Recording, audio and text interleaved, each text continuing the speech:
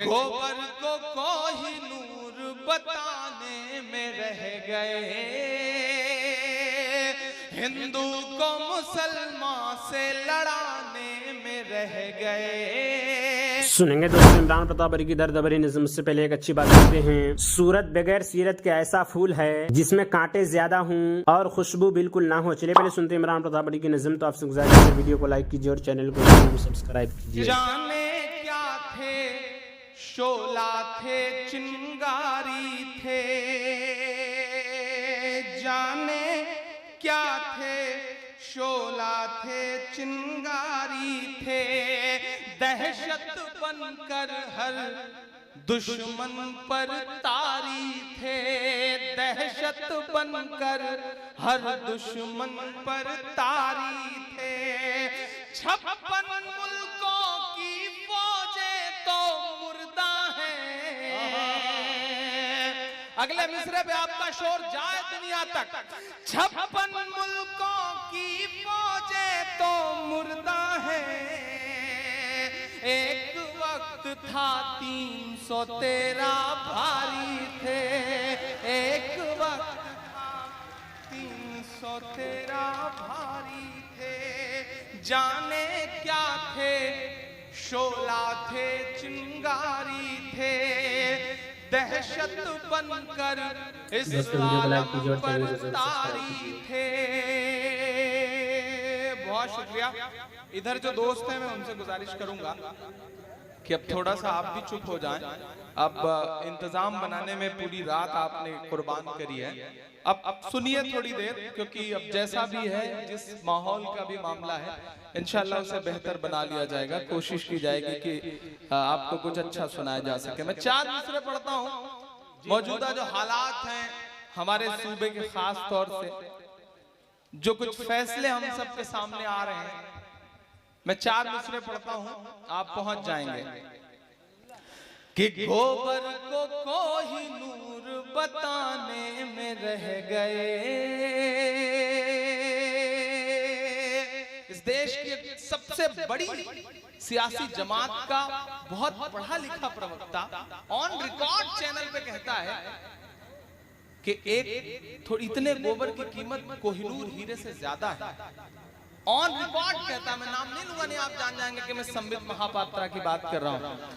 میں مصرعے پڑھتا ہوں، آپ پہنچے تو مجھے دعا دیجئے گا کہ گوبر کو کوہی نور بتانے میں رہ گئے،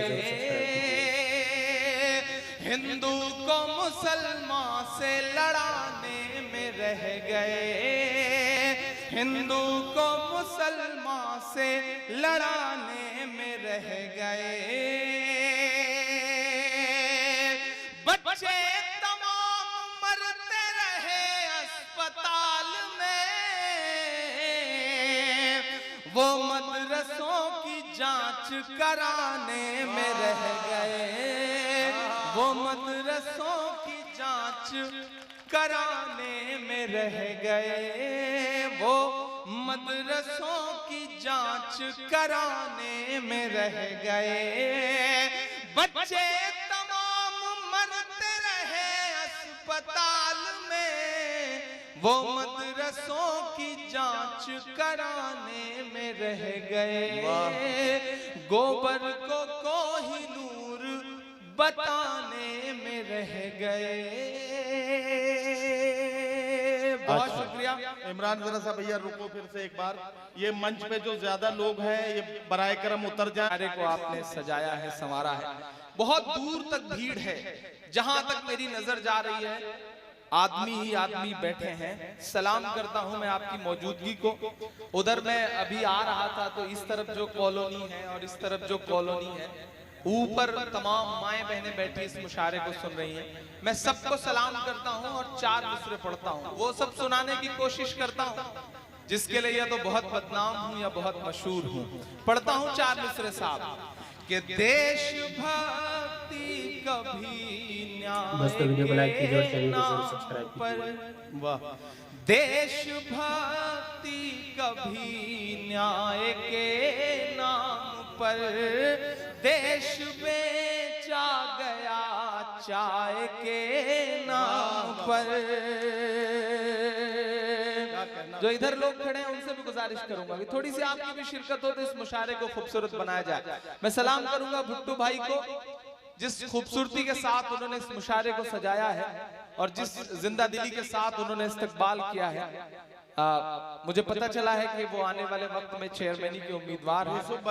ہم تمام شاعروں کی طرف سے انہیں بہت ساری دعائیں, اللہ کرے وہ کامیاب بھی ہوں. وہ کامیاب ہوں گے تو مشاعروں کا سلسلہ چلتا رہے گا.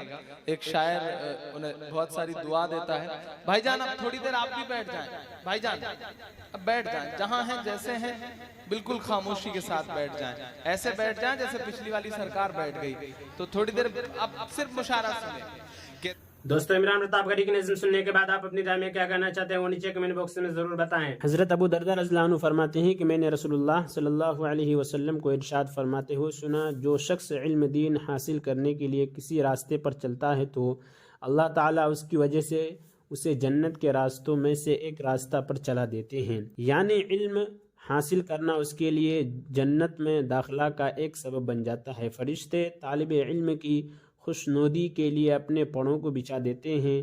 علم کے لیے آسمان و زمین کی ساری مخلوقات اور مچھلیاں جو پانی کے اندر ہیں سب کی سب دعائیں مغفرت کرتی ہیں. بلا شبہ عالم کی فضیلت عابد پر ایسی ہے جیسے 14ویں رات کے چاند کو سارے ستاروں پر فضیلت ہے. بلا شبہ علماء انبیاء علیہ السلام کے وارث ہیں اور انبیاء علیہ السلام دیندار اور درہم مال و دولت کا وارث نہیں بناتے, وہ تو علم کا وارث بناتے ہیں. لہٰذا جس شخص نے علم دین حاصل کیا اسے اس سیرت میں سے بھرپور حصہ لیا.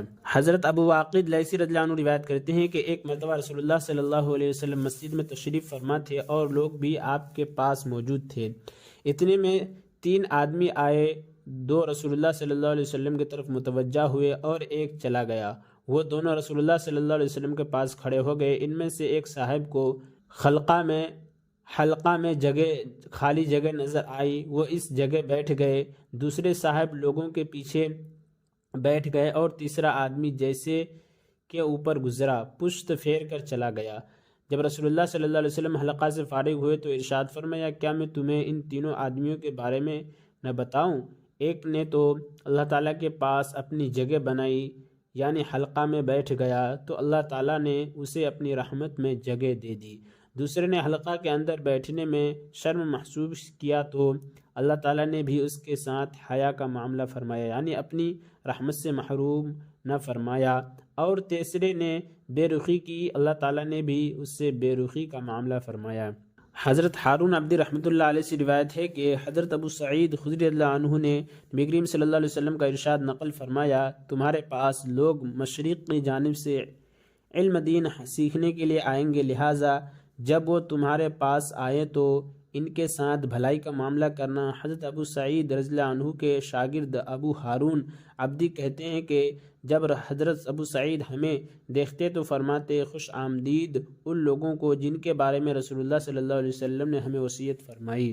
حضرت ابو ہریرہ روایت کرتے ہیں کہ رسول اللہ صلی اللہ علیہ وسلم نے ہمیں عصر کی نماز پڑھائی. اس کے بعد آپ صلی اللہ علیہ وسلم نے ایک صاحب کو نماز پڑھتے ہوئے دیکھا تو انہیں آواز دے کر فرمایا, فلاں اللہ تعالیٰ سے ڈرو, نماز کو اچھی طرح سے پڑھو. کیا تم یہ سمجھتے ہو کہ میں تم کو نہیں دیکھا؟ میں اپنے پیچھے کی چیزوں کو ایسا ہی دیکھتا ہوں جیسا کہ اپنے سامنے کی چیزوں کو دیکھتا ہوں. اپنی نمازوں کو اچھی طرح پڑھا کرو, رکوع اور سجدہ کو پورے طور پر ادا کیا کرو. فائدہ نبی کریم صلی اللہ علیہ وسلم کا پیچھے کی چیزوں کو بھی دیکھنا آپ کے معجزات میں سے ہے.